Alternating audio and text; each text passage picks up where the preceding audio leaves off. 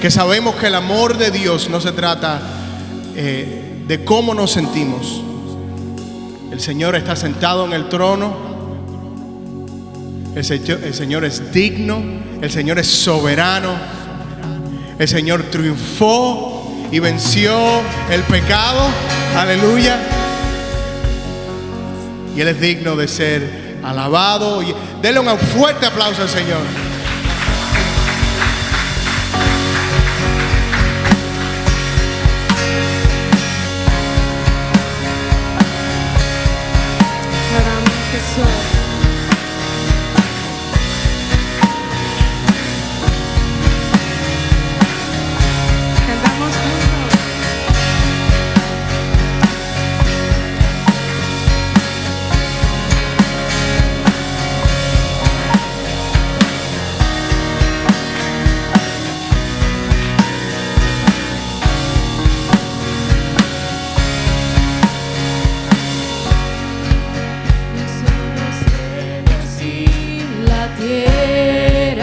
Con el poder de su palabra, reina con autoridad. El Dios que aún los vientos le obedece, una palabra es suficiente para los muertos levantar.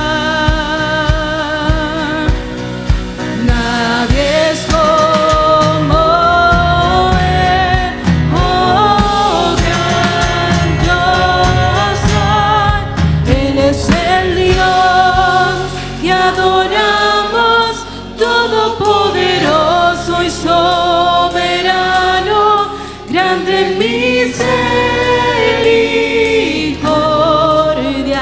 y poder para sanar. Él es el Dios que adoramos. Él derrotó la muerte y el pecado.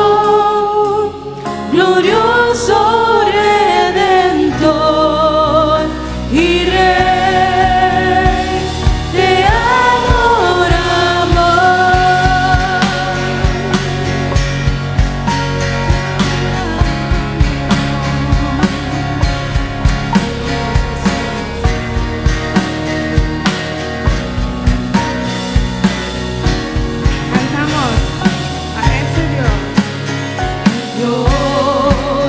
que descendió desde su trono para llevar sobre sus hombros nuestra culpa y transgresión. ¡Qué noticia! Cantamos Jesús, exaltado sobre todo, nombre sobre todo nombre. Solo en Él hay salvación. Nadie es como Él. Nadie es como Él. Oh, gran Dios, es el Dios que adoramos, todopoderoso y soberano, grande en misericordia y poder para salvar. Es el Dios que adoramos, derrotó la muerte y el pecado.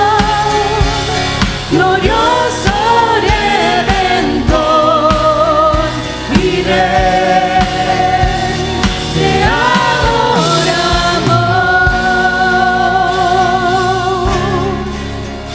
Ese es el Dios que venimos a adorar en esta mañana. Es a ti, Señor. Y a ti sea la gloria. Y a ti sea la honra, Jesús. A Él sea la gloria y el poder. Todo es de Él y para. Levanta tus manos conmigo, cantamos. A Él sea la gloria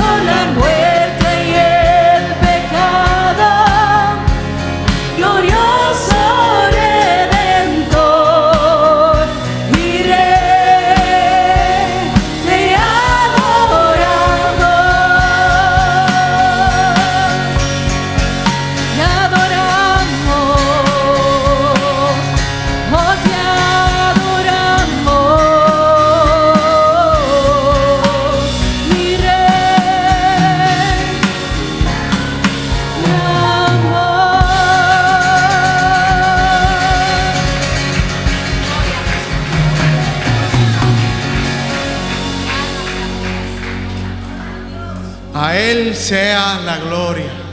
A Él sea el poder. Aleluya.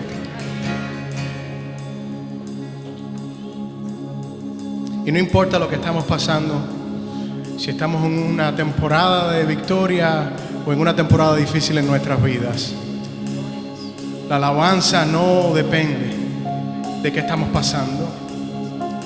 La alabanza depende del objeto que adoramos, que es el Señor, que es el Rey de Reyes. Aleluya.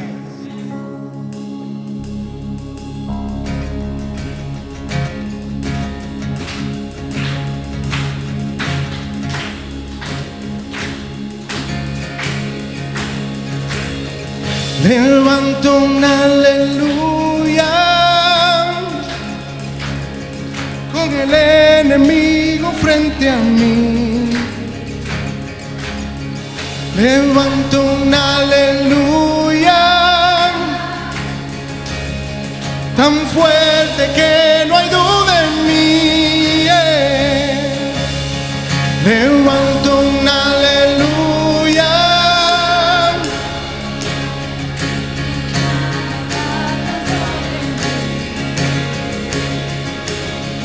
Levanto un aleluya. El cielo peleará por mí. Yo cantaré en la tempestad, fuerte y más fuerte, mi alabanza se oirá.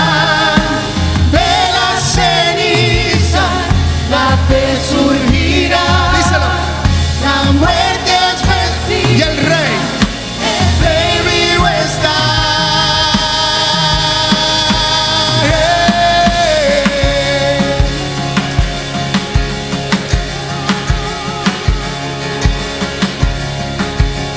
Cantamos juntos.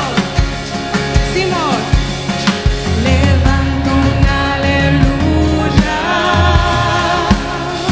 Decimos: con todo lo que hay en mí. Levantamos. Levanto un aleluya. Declaramos: de la oscuridad huir. Esta mañana levanto un aleluya por fe, aún sin saber el porvenir, porque no está en mis manos, sino en Dios. Levanto un aleluya. Temor que descontrole mí. Yo cantaré en la tempestad, fuerte y más fuerte, mi alabanza se oirá. De las cenizas La fe, la aleluya. fe surgirá. La muerte es vencida, el rey vivo está. Yo cantaré en la tempestad, fuerte y más fuerte, Mi alabanza se oirá. De las cenizas la fe surgirá. La muerte es vencida, el rey vivo está.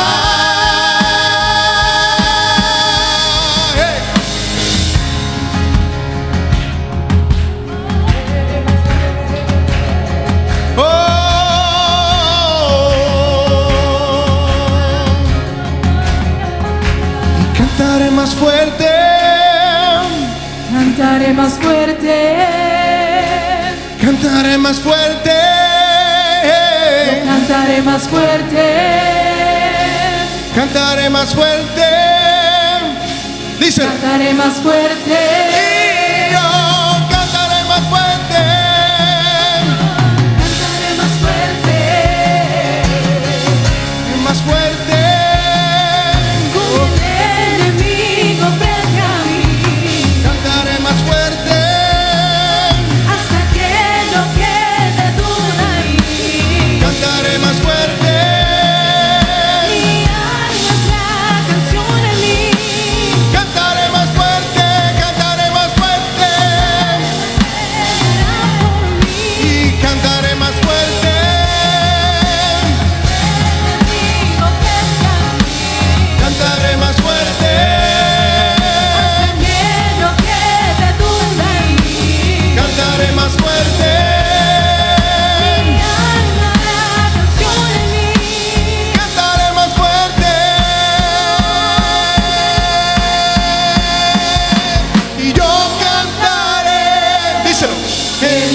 tempestad, fuerte y más fuerte, Alábalo. mi alabanza se oirá. De las cenizas la fe surgirá, la muerte vencida, El Rey. el Rey vivo está. Yo cantaré en la tempestad, fuerte y más fuerte, Mi alabanza se oirá. de las cenizas La fe surgirá. La muerte has vencido. El Rey vivo está. Levanto un aleluya. Levanto un aleluya.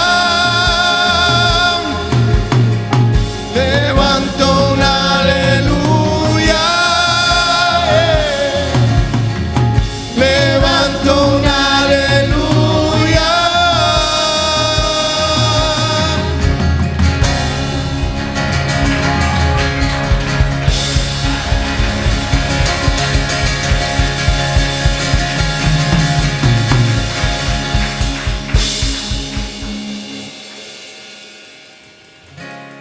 Hace unas noches me desperté en medio de la noche y vino a mi mente la cruz del Calvario. Y fue como una revelación nueva de cómo Cristo, hermoso, perfecto, fue exhibido desnudo en lo alto, con mi pecado puesto en él.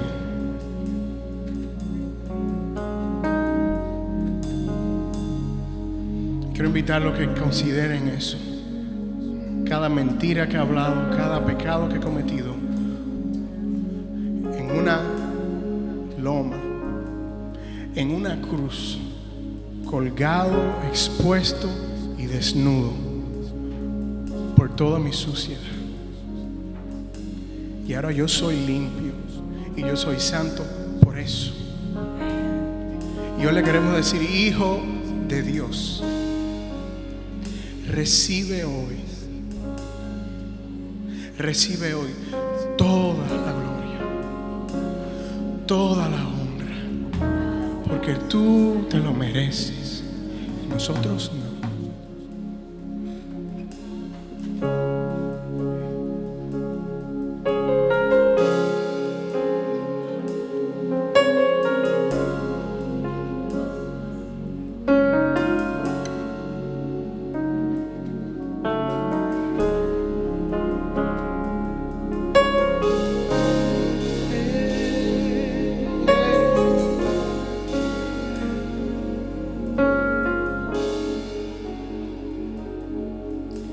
Y quiero leer mis manos y quiero levantar mi voz,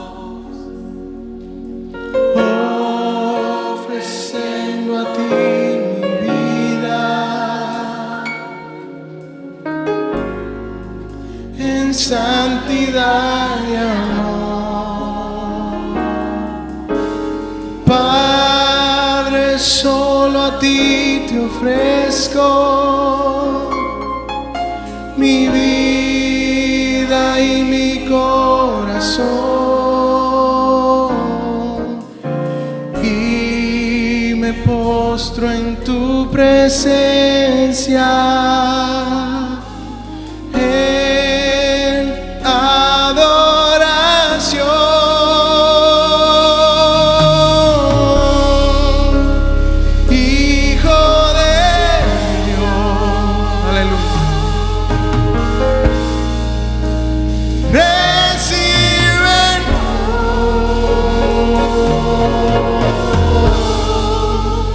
Toda la gloria.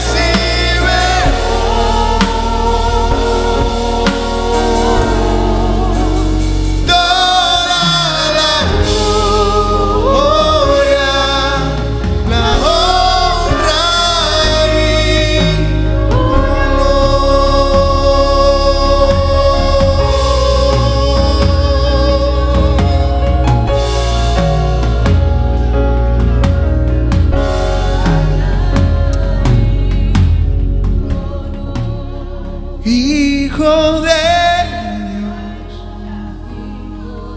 Dios, recibe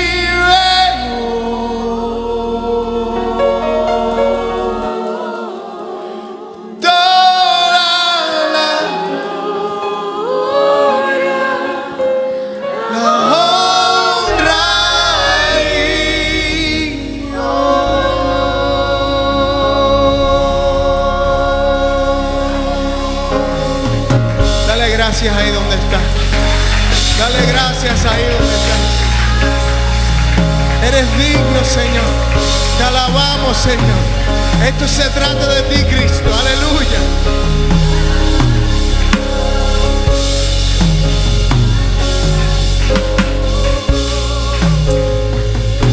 Aleluya, Señor.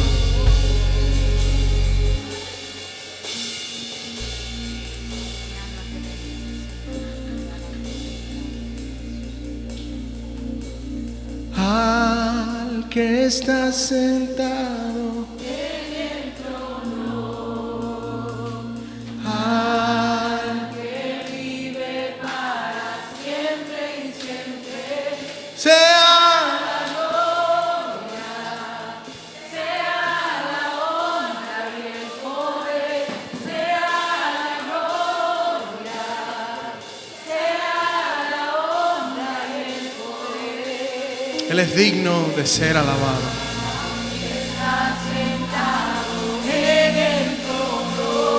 Unámonos al coro celestial.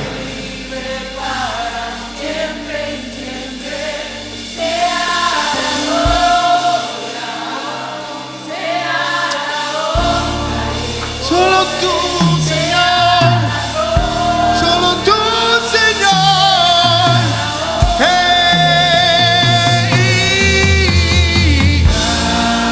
Está sentado en el trono, al que vive para siempre y siempre, sea la gloria, sea la honra y el poder, sea la gloria, sea la honra y el poder. Y quiero conocerte cada día más, a ti, entrar en tu presencia. Levanta tus manos y adóralo, aleluya. Levanta tus manos y alábale, aleluya.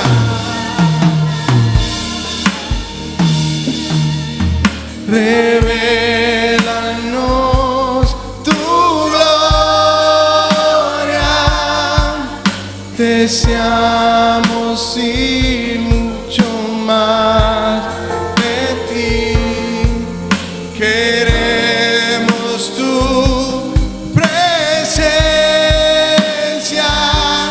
Jesús.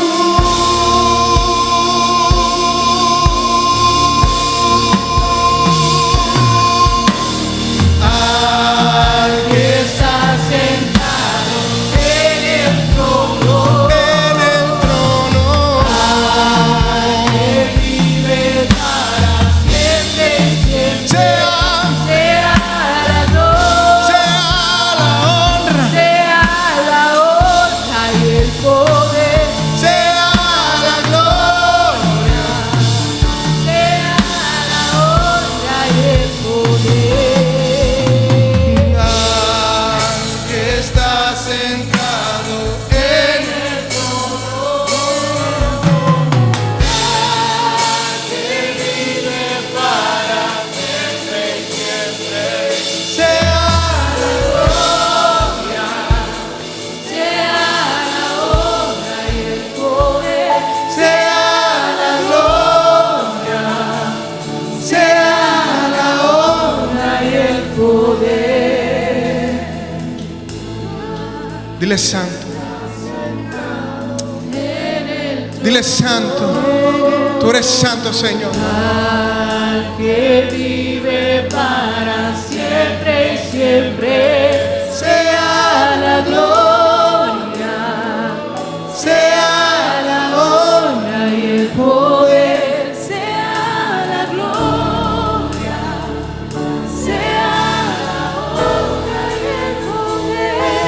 Tú eres santo, santo, santo, santo, santo eres tú. Tú eres santo, santo, santo, santo, santo.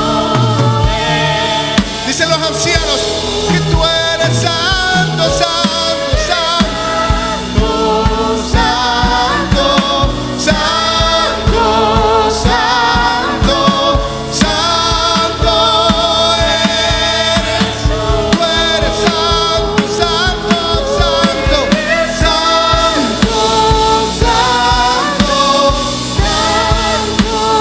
santo, santo eres. Al que está sentado en el trono dice, al que está sentado en el trono, al que vive para siempre y siempre, sea la gloria, sea la honra y el poder, sea la gloria, sea la honra y el poder. Al que está sentado en el trono, Al que vive para siempre y siempre, sea la gloria, sea la honra y el poder, sea la gloria, sea la honra y el poder.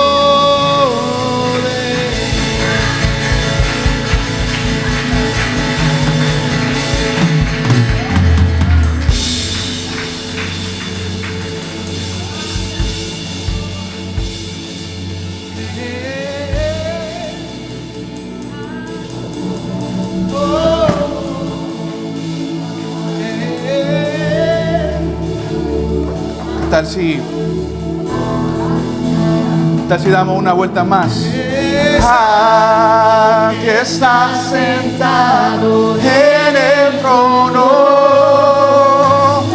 ah, que vive para siempre y siempre, sea la gloria, sea la honra y el honra, sea la gloria, oh, Señor. sea la honra y el poder. Ah, que está sentado en el trono. Levanta su voz, levanta sus manos al Señor. Él vive para siempre y siempre. Sea la gloria, sea la honra y el poder, sea la gloria. Una última voz, ves, Sea la honra y el la iglesia canta al Señor y dice: que está sentado en el trono. solo las voces, Para siempre y siempre. solo nuestras voces al Señor. Sea la gloria, sea la honra y el poder, sea la gloria, sea la honra y el poder. La palabra del Señor en el Evangelio de Mateo capítulo 26.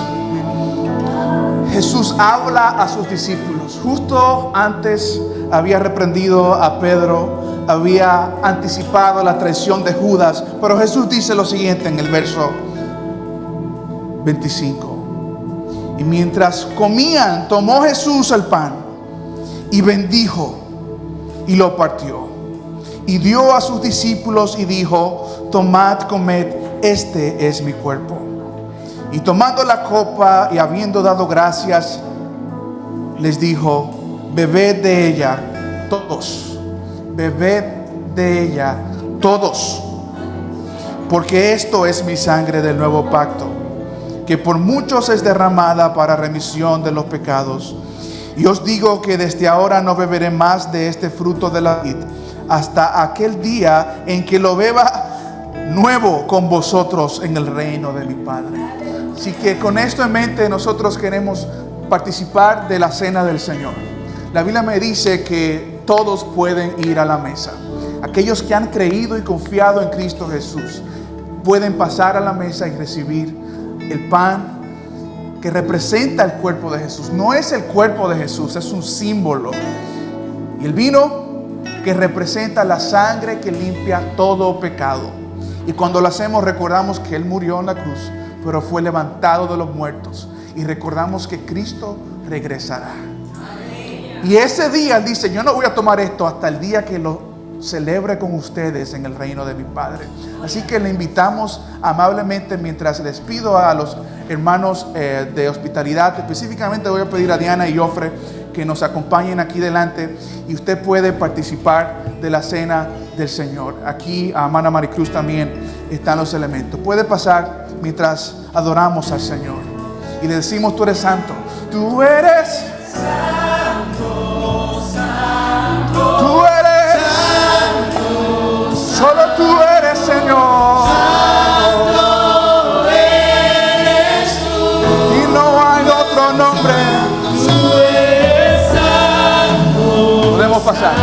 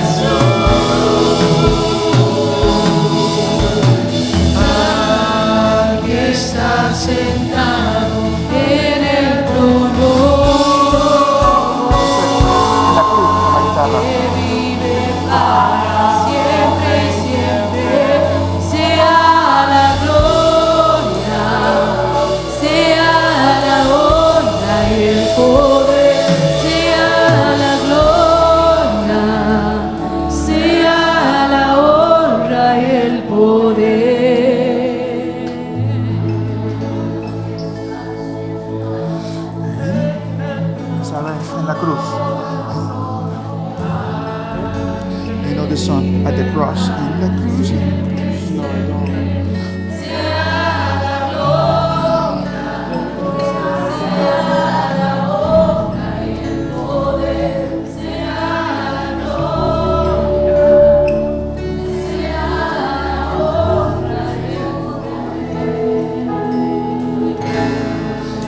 Mientras nos preparamos a tomar la cena del Señor,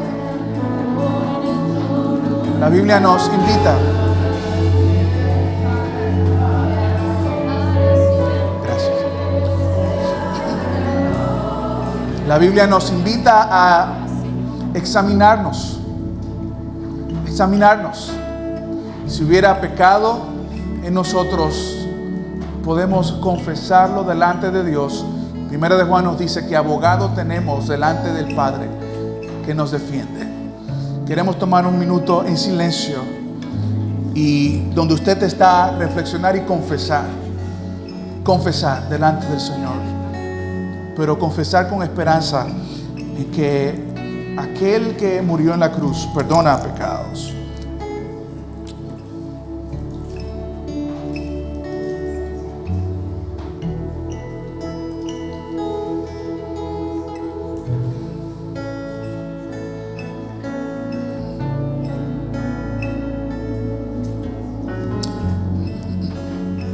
Le invitamos a abrir los elementos de la cena del Señor. Si usted necesita ayuda, por favor, queremos ayudarle para abrir la primera capa, en la que encontrará una pequeña oblea como esta. Con levantar su mano, alguien del equipo asistirá en esto, por favor.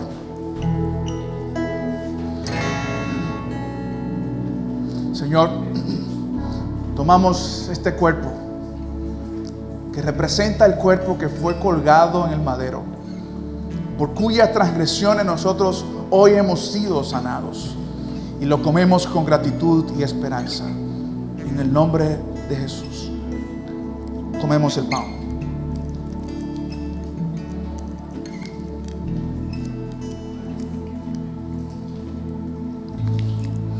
Procedemos a abrir la copa con mucho cuidado.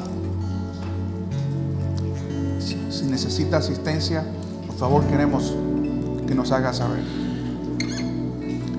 Tomamos este elemento que representa la sangre del Hijo de Dios. Sangre por la cual nosotros somos limpios de pecado. Recordando que la cena del Señor no es un premio para los que se portan bien. Es un regalo para los que confían en Cristo. Lo tomamos en el nombre de Jesús.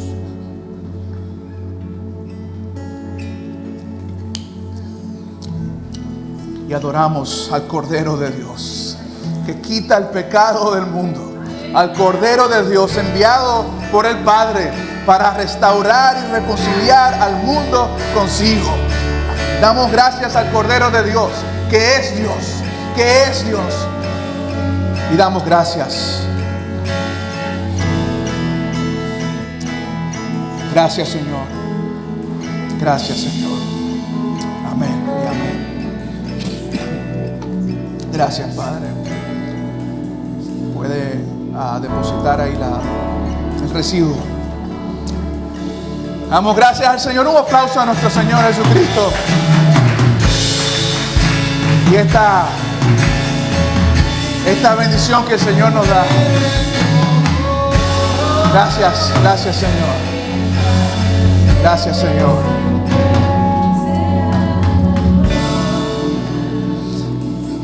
Damos gracias al Señor y gracias al equipo de alabanza. Oye, esta tarima se nos está quedando pequeña y que conste, no es porque estamos más gorditos. Gloria al Señor por ustedes. Un aplauso al Señor. Manny, qué bueno verte de vuelta. Gracias, Josué. En mis años, usar una computadora para tocar era una blasfemia casi. Pero qué bueno que tú usas la tecnología. Y queremos invitar a nuestros niños a pasar a su escuela dominical. Ellos estarán recibiendo palabra del Señor, discipulado. Y gracias a la hermana Nancy por su servicio al Señor ahí. Así que los niños pueden pasar y damos un aplauso al Señor por ustedes también. Si usted nos visita por primera vez, queremos que sepa que es muy bienvenido en medio nuestro. Queremos estar un ratito atrás, tenemos café y siempre el café nos hemos mal acostumbrado a comerlo con algo más. Así que hay pan. Si usted está a dieta, tómese su café sin azúcar, pero deje que otros sean felices poniendo el azúcar y comiendo pan. Así que mi nombre es Robert y tengo el privilegio de servir como pastor en esta comunidad llamada Grace Point. Es un lugar para empezar de nuevo. Todos nosotros necesitamos empezar de nuevo. Hay áreas de nuestra vida en las que debemos abrazar la gracia de Dios y empezar de nuevo. Así que hoy vamos a hacer un poco distinta la dinámica. Voy a predicar y luego tenemos el tiempo para los saludos. De hecho, ¿qué tal si nos saludamos de un pronto ahora? Busque a alguien de un lado y salúdelo del otro lado de donde usted está. Denle un abrazo, por lo menos 3 personas, una sonrisa. Gracias. No.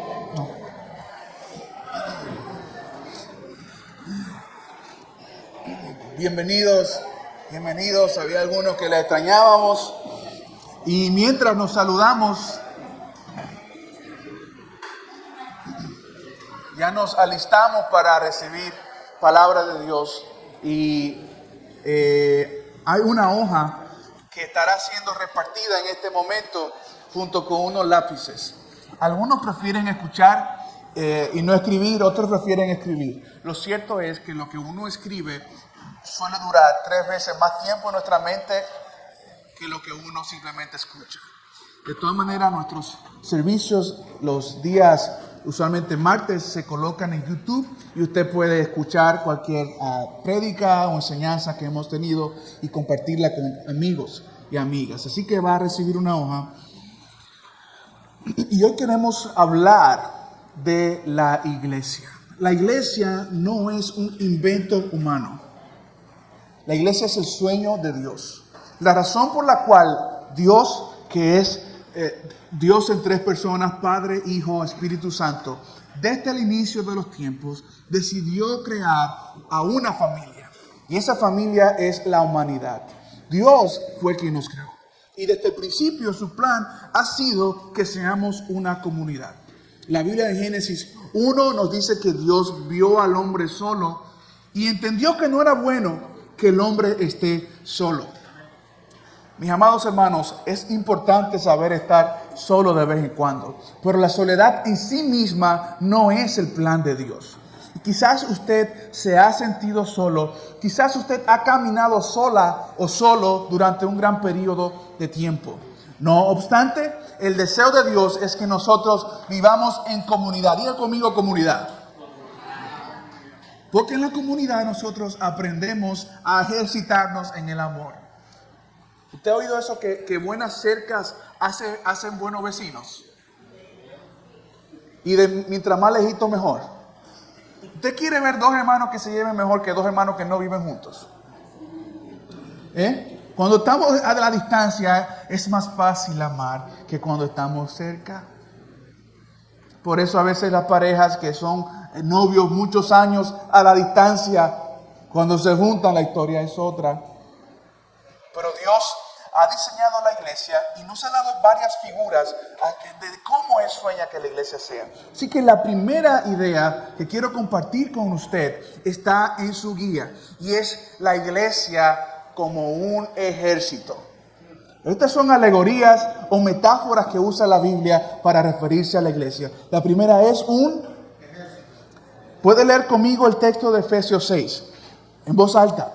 Por tanto, tomad la armadura de Dios para que podáis resistir en el día malo.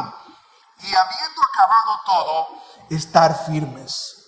Estad pues firmes, ceñida vuestra cintura con la verdad, vestidos con la coraza de justicia, calzados los pies con el celo por anunciar el evangelio de la paz.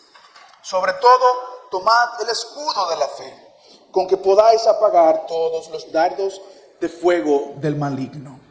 Tomad el yelmo de la salvación y la espada del Espíritu, que es la palabra de Dios. Pablo le está diciendo a la iglesia en Éfeso, ustedes deben vestirse como quien está en una guerra. La iglesia está en una guerra. Si usted es creyente y está muy cómodo, me temo que usted quizás no está siendo parte del ejército del Señor. Es una guerra muy particular. ¿Dónde está Paola? Paola está vestida hoy como si fuera una militar. Puede mirarla. Esa es la sobrina, la nieta de la hermana Berta. Parece su sobrina, hermana Berta jovencita, pero es su nieta. Pero esa no es la ropa de ir a la guerra. Son los colores. Pero no hay armas, no hay escudo. Y a veces podemos pensar que estamos en la guerra porque estamos vestidos como aquel que va a una guerra. Pero nuestra vida no está desafiando al maligno. La iglesia no está pasiva recibiendo ataques. De hecho, la iglesia es un ejército invasor que va avanzando, extendiendo el reino de Dios. Grace Point está en Yonkers como una iglesia que se abre paso en el nombre del Señor, sabiendo que somos un ejército invasor. De que hace 5 años se cerró esta iglesia americana, pero 5 años después, Dios dice, yo no he terminado mi obra en Yonkers. Mandemos un par de latinos que vocen un poco más, que se rían más, que hagan más chistes y sigamos avanzando el reino de Dios. Pero la obra de Dios no se detiene porque es un ejército. Te pregunto, ¿estás tú siendo parte del ejército de Dios? Número 2, la iglesia es como un, ¿puede decirlo conmigo? Como un, escucha lo que dice Primera de Pedro 5, versos 2 y 3. Apacentad la grey de Dios, que está a vuestro cuidado, no por fuerza, sino voluntariamente, no por ganancia deshonesta, sino con ánimo pronto, no como teniendo señorío sobre los que están a vuestro cuidado, sino siendo ejemplos de la grey. David experimentó esta experiencia cuando escribió: el Señor es mi pastor. Y bueno, si el Señor es mi pastor, yo soy una oveja. Seguro que es una oveja y no un chivito. Mis amados hermanos, la iglesia es vista como el rebaño de Dios. Pedro encarga a los pastores a que cuiden la iglesia como el rebaño de Dios. Él es el gran pastor. De hecho, le llamamos el pastor de los pastores. Y Él ha llamado a los pastores a cuidar a su pueblo. Y el cuidado implica la vara y el cayado. La vara para guiar, para cuidar y proteger. No para controlar, no para manipular, no para someter a alguien a la fuerza. De hecho, hay una verdad que Hechos 20 nos dice: por tanto, mirad por vosotros y por todo el rebaño en que ¿quién ha puesto? Tengo lente pero no lo escucho. El Espíritu Santo os ha puesto por obispos para que apacentar la iglesia del Señor, la cual Él ganó por su propia sangre. Así que a veces bromeo cuando nos juntamos algunos pastores y dicen: en mi iglesia. Yo nunca digo mi iglesia. En la iglesia de la que yo soy pastor. Porque esta iglesia no es mía. La iglesia es del Señor.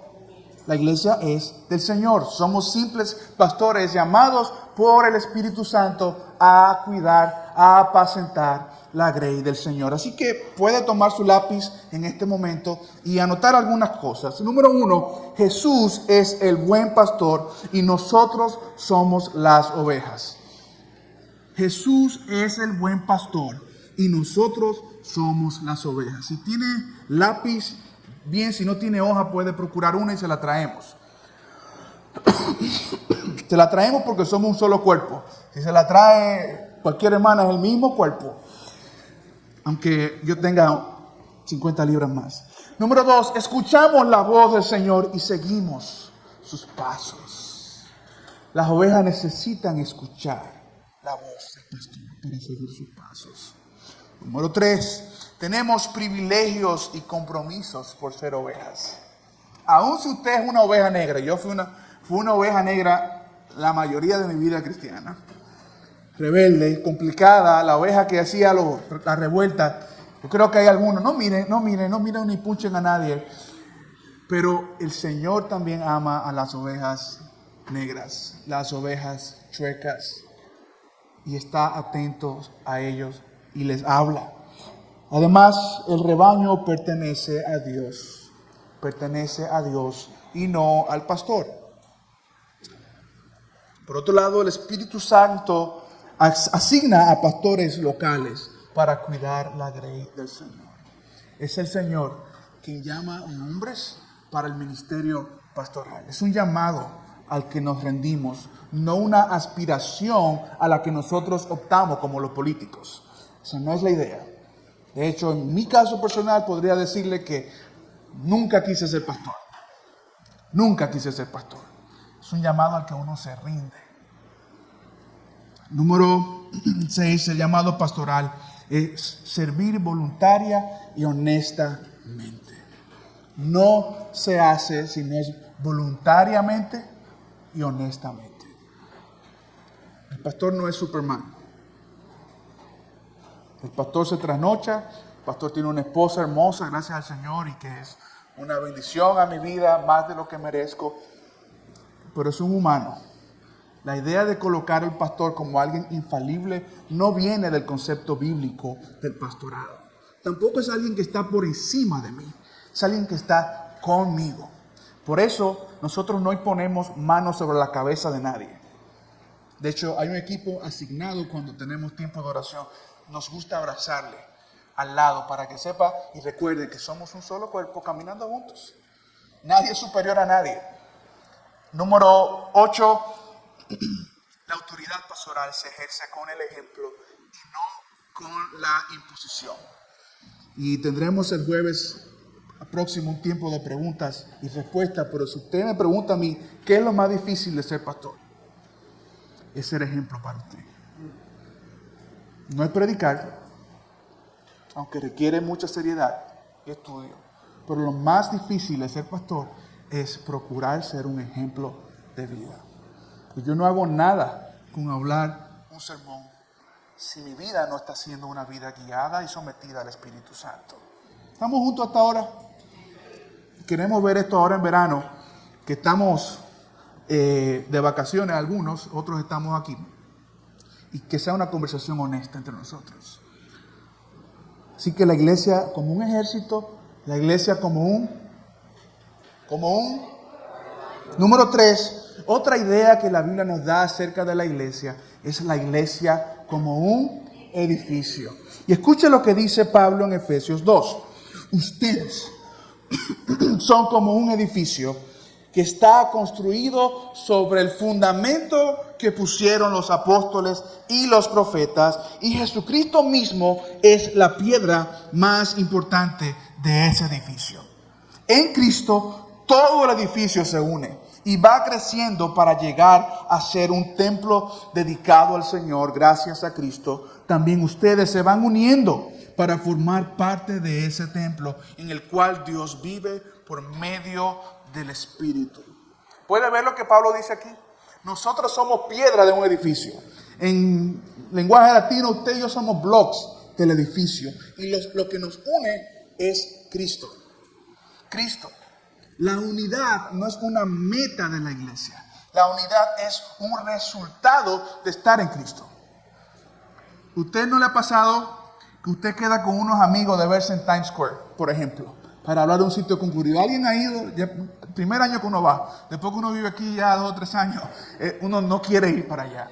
Usted queda con unos amigos para verse en Times Square. Millones de personas caminan por ahí diariamente. Pero hay un punto donde usted se encuentra con sus amigos porque quedaron verse en este sitio, en Starbucks o algún lugar. ¿Le ha pasado eso? Y se encuentran en medio de la multitud. De hecho, quizás usted se ha encontrado con un amigo caminando hacia la misma dirección. Aunque vienen de diferentes puntos, se encuentran en un mismo lugar porque van en la misma dirección. ¿Alguien me está siguiendo? Cuando yo sigo a Cristo, me voy a encontrar con aquellos que siguen a Cristo. Y la iglesia como un edificio se une porque ambos están siendo unidos por Cristo. Por Cristo Jesús. Él es el centro de la iglesia. Él es el centro del mensaje. Él es por qué hay una iglesia. Sin Cristo, la iglesia puede ser un club social, donde nos juntamos a tomar café, jugar dominó, lo cual me encanta y deberíamos hacerlo siempre. Pero lo que nos une es Cristo Jesús.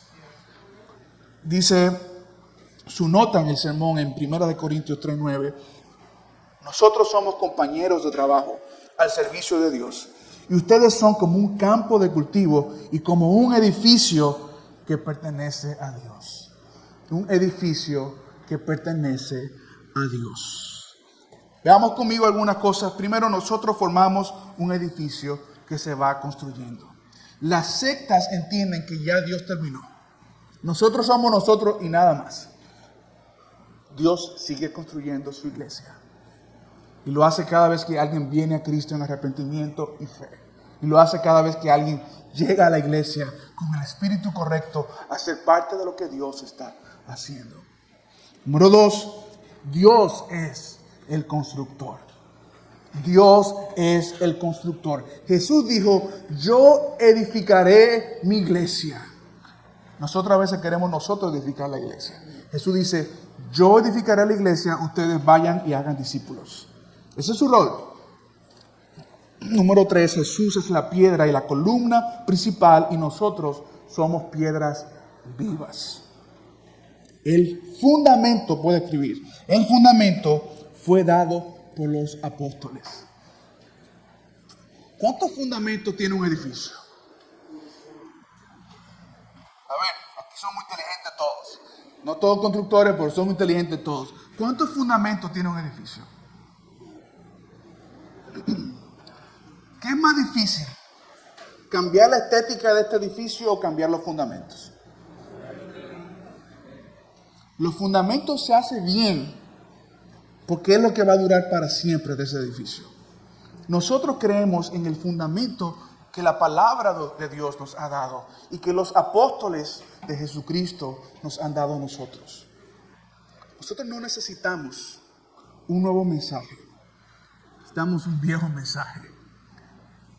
Nosotros no necesitamos sueños, revelaciones, cosas nuevas. Querido hermano, nosotros creemos que todo lo que Dios quería darnos para vivir, para obedecer, fue dado en la palabra de Dios.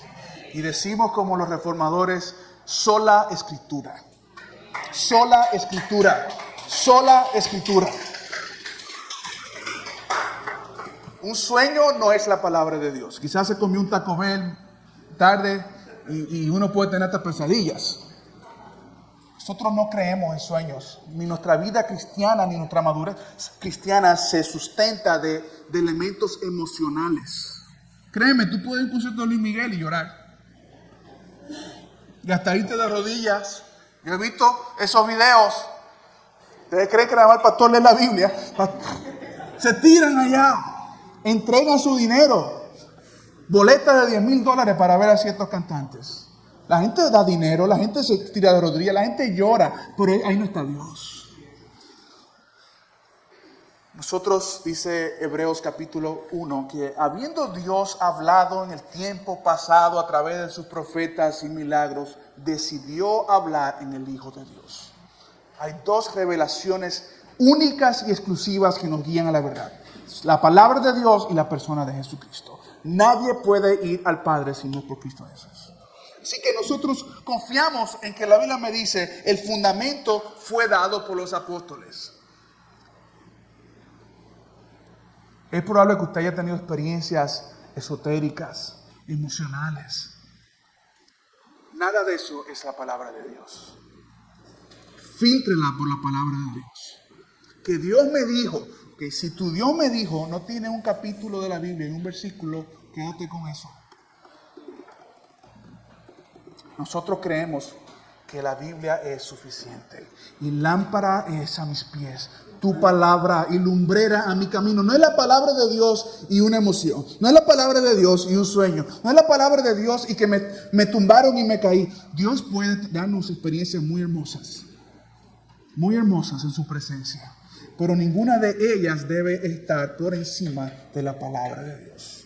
Si algo empieza a ser más deleitoso para mí que la palabra de Dios, estoy camino a una vida inmadura y a una vida desorientada, porque la única y suficiente orientación de Dios es la Biblia. Por eso, el último punto es que tiene un solo plano y es la palabra de Dios. La palabra de Dios. Número 4, puede voltear la página. La iglesia es la comunidad del libro.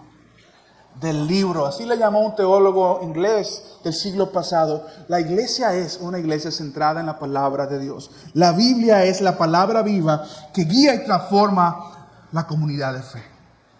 Es nuestra única y suficiente norma de vida. Cuando vemos la palabra en Nehemías capítulo 8, el pueblo experimenta un avivamiento. Un avivamiento, mis amados hermanos, no es que nosotros la pasemos bien en la iglesia. No se trata de que nosotros la pasemos bien en la iglesia. De hecho, yo estoy en contra de esa espiritualidad que es acerca de nosotros. Cada vez que el Espíritu Santo en Hechos llenaba a una persona, lo hacía para enviarlo a algún lugar. Si tu espiritualidad no te mueve ahí como misionero en tu trabajo, en tu familia, en el mundo, hay algo incompleto ahí. Pastor, yo solamente quiero estar con gente cristiana. Mira, a mí me encanta estar con mis hermanos en Cristo. Pero el único lugar donde yo voy a hacer luz es un lugar donde haya oscuridad. Es que el mundo está de mal en peor. Hay muchas tinieblas y oscuridad. ¿Sabes qué? En el principio de la física, muy obvio. No es que hay mucha oscuridad, es que falta luz. Es que falta luz. Vino un muchacho para ver aquí algo de la iluminación y poner unas cámaras. ¿Y qué me dijo? Aquí hace falta luz. Vamos a comprar más luces. Mientras tanto encontramos un dinosaurio ahí que prende. Está funcionando.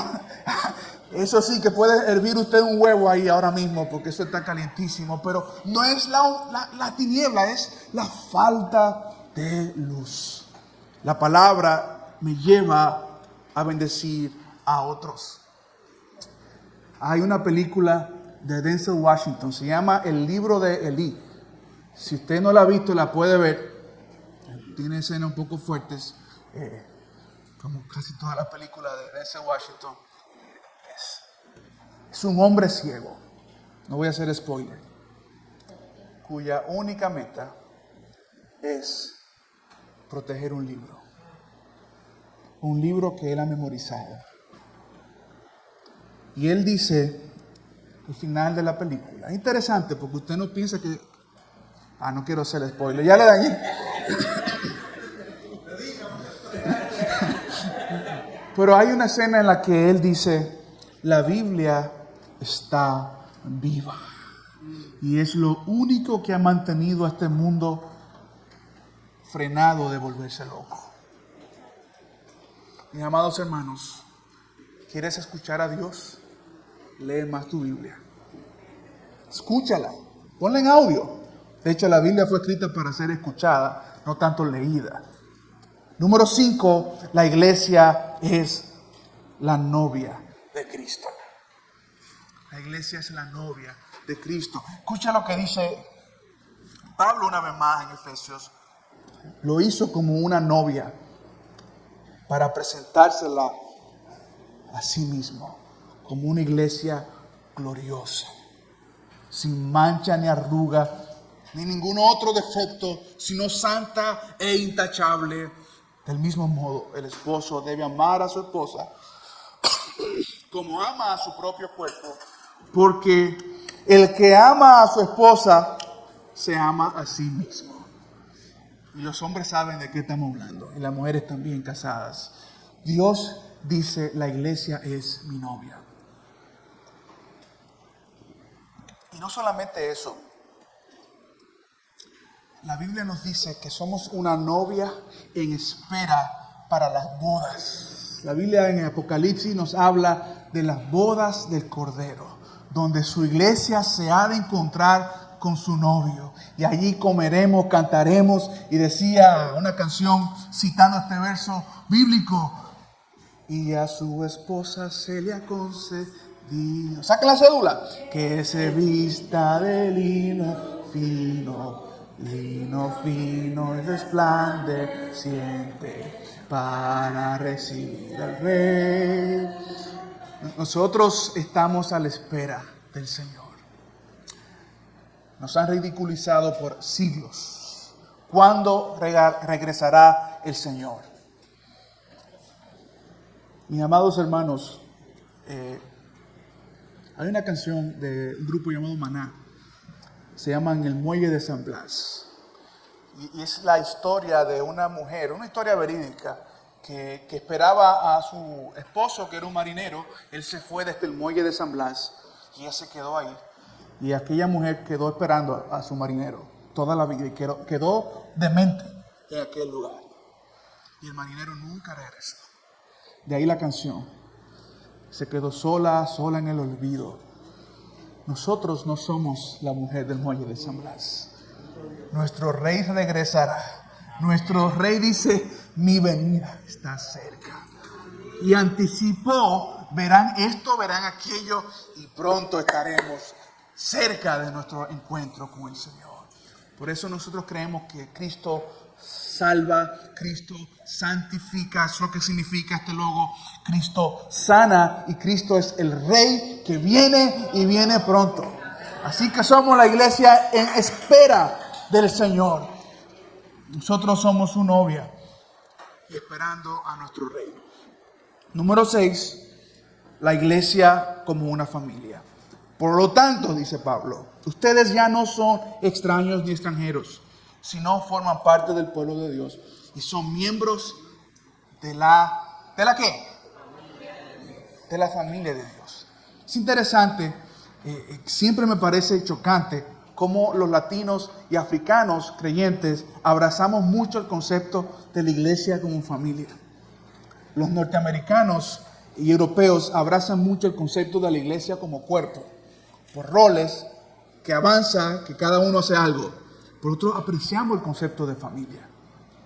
Los héroes de película, Iron Man, Batman, son tipos solitarios, usualmente. Superman tiene su base en la Antártida, lejos de todo el mundo. Nuestros héroes son héroes de la comunidad. El Chavo del 8 es ahí, el héroe del barrio, cercano a todo el mundo, porque apreciamos la familia. Nosotros podemos decir entonces que Dios es nuestro Padre. Quiero decir algo con mucho cuidado, porque alguien una vez enseñó en un espacio nuestro sobre esto, aunque no lo habíamos hablado. El pastor no es un padre. No es un padre espiritual tampoco. Primero, en la Biblia no hay concepto de eso. Número 2, Jesús dice, no llamarás a nadie padre, sino a tu Padre que está en los cielos. El concepto de la paternidad espiritual tiene más influencia católico-romana que de la palabra de Dios. Así que yo no soy su papá.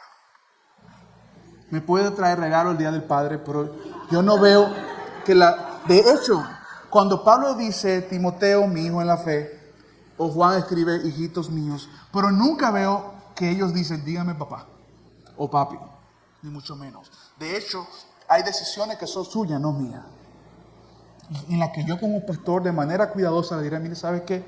La Biblia dice eso. Y repito, un pastor no está para decirle a las personas qué hacer.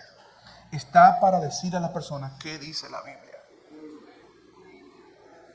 Así que no permitas, y yo digo esto porque algunas personas vienen de contextos controladores, donde hay gente que quiere controlar decisiones personales, que son tu decisión. Yo puedo orar por ti, que dice la Biblia.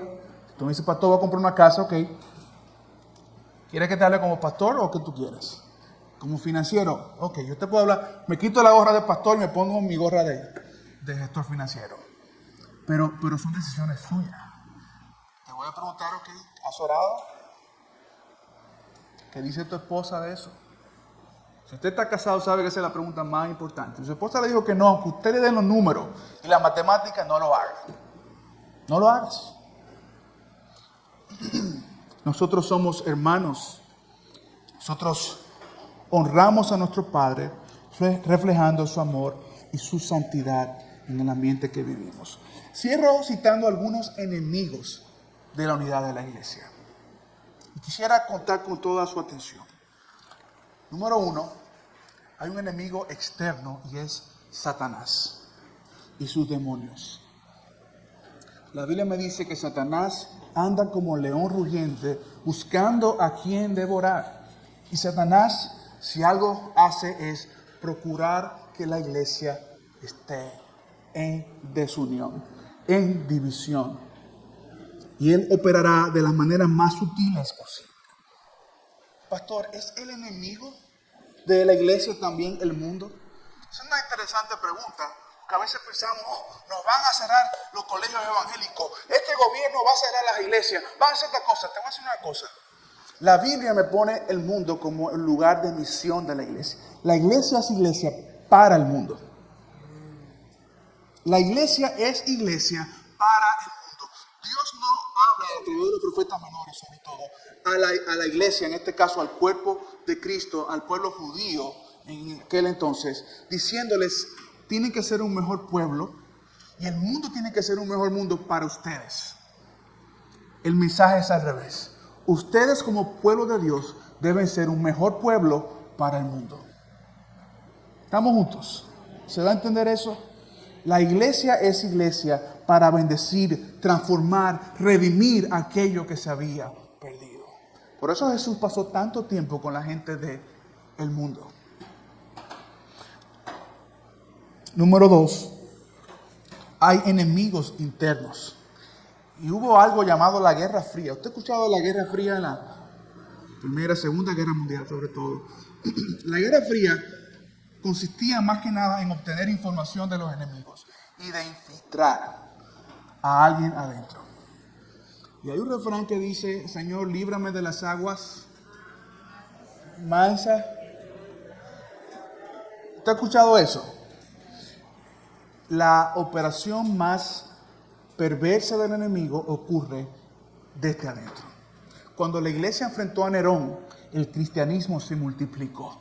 Cuando la iglesia se enfrentó a los grandes dictadores en China, la iglesia china se volvió la iglesia más grande del mundo. Cuando la iglesia está en adversidad, la iglesia florece. Porque desde el principio de los tiempos fue diseñada para crecer en medio de la adversidad. Ahora, cuando la iglesia se detuvo, fue cuando internamente aparecieron enemigos. Y voy a mencionar 4 de esos enemigos. Número 1 es el chisme. El chisme puede destruir cualquier relación. Usted me pregunta a mí, ¿qué puede dañar lo que sea, el matrimonio, su amistad con su mejor amigo, la familia? El chisme. Y siempre decimos, el chisme y el atraso van de la mano. Rara vez usted escucha a la gente que está progresando en la vida que le dedica tiempo al chisme. La Biblia pone varios casos. Voy a citar a Jezabel.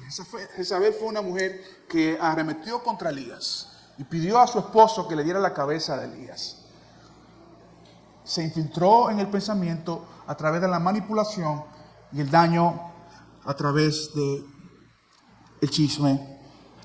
Y chismear no es otra cosa que hablar de alguien sin la presencia de esa persona y sin el corazón de restaurar. No sé si hay algo con los latinos y el chisme, pero decía una bachata que el chisme no es malo pero entretiene, algo así decía, algo así, no sé. ¿Cómo fue? ¿Usted que la escuchó bien?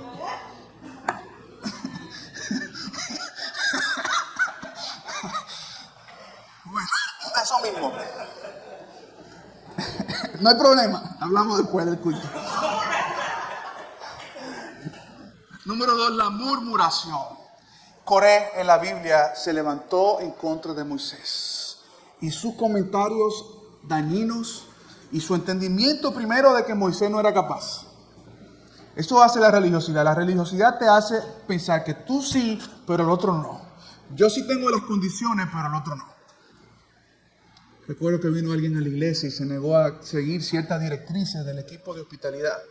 Mira, si tú no puedes seguir las directrices de Joffre, de Maricruz, de Diana, de uno de los muchachos, yo me temo que tú no vas a seguir directrices del pastor. Te lo digo por experiencia. Número 3. Bueno, añado algo sobre la murmuración. La murmuración es el oficio de aquel que está amargado. Y dice la Biblia que Moisés entró en tal depresión que fue donde Dios y le dijo, Señor, ¿será que Dios tiene razón? Porque Goliat, Coré y esos personajes de la Biblia hacían algo y es repetir constantemente la misma cosa. Repetir hasta que tú empieces a creértelo. Así opera Satanás. Y Moisés va donde el Señor y dice, Señor, ¿será que ellos tienen razón? Dice la Biblia a Moisés, yo me encargo de ellos. Esa escena en Éxodo, la tierra se abrió y se tragó a Coré. Y los hijos de Coré estaban ahí presentes y vieron eso, pero decidieron seguir al Señor. 30 años después escriben los hijos de Coré el Salmo 46. Ellos son los que escriben, Señor, aunque la tierra tiemble, yo estaré confiado. Ellos sabían lo que era ver la tierra temblar a causa de la desobediencia. Número 3, el oportunismo. El oportunismo. El oportunismo es llegar a un grupo, usted le llamará de eso en su país de alguna manera, llegar a un grupo y ver qué yo puedo extraer de esto. ¿Qué beneficio yo puedo sacar de aquí? El oportunismo piensa en sí mismo antes que el prójimo. En la República Dominicana hay una palabra para eso. Y es tigueraje. Después le explicamos a los hermanos de Argentina y Costa Rica el tigueraje. Busca, mira, ¿qué yo puedo extraer de esto? Veo una gente, esas son la gente que ayuda buscando qué van a extraer. Hubo una tragedia en el Jet Set hace como 4 meses. Y hubo gente que entró a ayudar. ¿Sabía eso? Fueron a ayudar, pero sacaban la cartera, sacaban el teléfono. Eso es el oportunismo. Absalón vivió eso. Absalón fue un hombre que se aprovechó del momento de las grietas en David y se levantó contra David y era su hijo. Se aprovechó que él era bueno, que él sabía lo que había que hacer, que el tipo era elegante, solo que a ti no fue que Dios te mandó a gobernar ni te ungió para eso. Y él quiso levantar un grupo de personas en contra de David. Y David tuvo que huir de su propio hijo, quien fue un oportunista. Te voy a preguntar, cuando tú estás en un lugar, ¿tú eres un oportunista o tú eres uno de los que está sumando y dando? El oportunista piensa primero en el otro. El oportunismo, mis amados hermanos, es tomar algo aun cuando yo no lo necesito, solamente para que otro no lo tenga. Y el oportunismo hace daño a las relaciones, hace daño a la iglesia. Y no hay una cosa peor que buscar beneficio propio antes que el del prójimo. Finalmente, la hipocresía. La hipocresía es un enemigo de la santidad en la iglesia. La hipocresía, me acuerda a Ananías y Zafira en la Biblia. Ellos eran los más santos del grupo. Vendieron una propiedad, trajeron el dinero. La costumbre era dar el diezmo. Era mucho dinero, pero no era el diezmo. Era mucho, pero no era el diezmo. Y peor aún, lo hicieron en público. La religiosidad es un disfraz que puede durarte un día, 2 días, pero se cae. Tarde que temprano. La honestidad es el valor más fundamental de un creyente. Ser honesto con Dios, ser honesto con las personas. Yo aprecio más cuando alguien entra a esa oficina y me dice, pastor, yo flaqueé mi fe. Pastor, yo pequé. A una persona que nunca comete nada. Repito, no crean en alguien que no es capaz de contar sus derrotas en la vida. Ananías y Zafira usaron este disfraz de falsedad cuando Dios aprecia y ama la honestidad. Aparentaban ser muy espirituales, pero en el fondo su falta de honestidad hizo daño y no pudieron engañar al Espíritu Santo. Permítame cerrar con 2 citas. Una de ellas es, uno de mis autores favoritos es Henry Nouwen. Él dice, si puede leerlo conmigo, la iglesia es un lugar donde los heridos y quebrantados son aceptados y amados, no por lo que han hecho, sino por quienes son en Cristo. Y como pastor, mis amados hermanos, yo oro que esta iglesia sea eso. Hemos entrenado personas. El pastor trabaja como la vieja escuela, varoncito con varoncito, hembrita con hembritas. Nosotros hemos designado a la hermana, no me gusta decirte hermana, a mi esposa, Rosa, hermana Diana, hermana Maricruz, hermana Nancy, para caminar con usted como mujer. Ellas gozan de lo que llamamos autoridad espiritual. Autoridad espiritual es la autoridad delegada por el pastor para asistirle en esto. Si usted necesita ayuda en alguna área, ellas son las personas de parte de nuestra iglesia que quieren y pueden tomarse un café con usted. Y a veces hasta una pizza, dependiendo de su dieta. Tienen un equipo de hombres que estamos para servirle. Cuando usted llega a la iglesia, sobre todo si usted es nuevo, tenemos un equipo de personas debidamente identificadas. Gracias a Dios por eso. No tiene que darle su teléfono a nadie más. Esa es su privacidad. Usted no tiene que darle su información de nadie a alguien. En la iglesia no todos nos conocemos. Y es mi rol decirle esto para cuidarle. ¿Estamos juntos? Hay un autor que no tiene ni libro ni nada, pero lo puse aquí.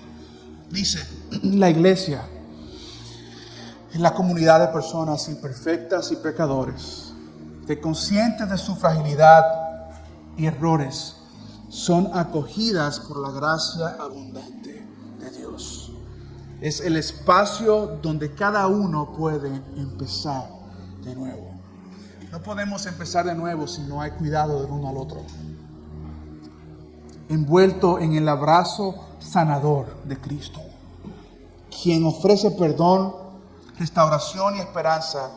Es un hogar donde la misericordia transforma vidas y donde juntos caminamos hacia la plenitud del amor y la verdad en comunión y justicia para nuestra comunidad. Mis amados hermanos, nosotros somos la iglesia.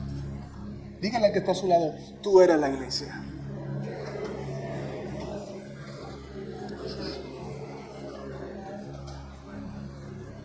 Mire al otro lado y mire si se parece usted o no a la persona que está enfrente. Me imagino que cuando Oscar mira a Estrella dice, yo no tengo unos risitos así como lo tiene Estrella. Y usted dice, yo no tengo esa sonrisa de Oscar tan agradable. ¿Sí?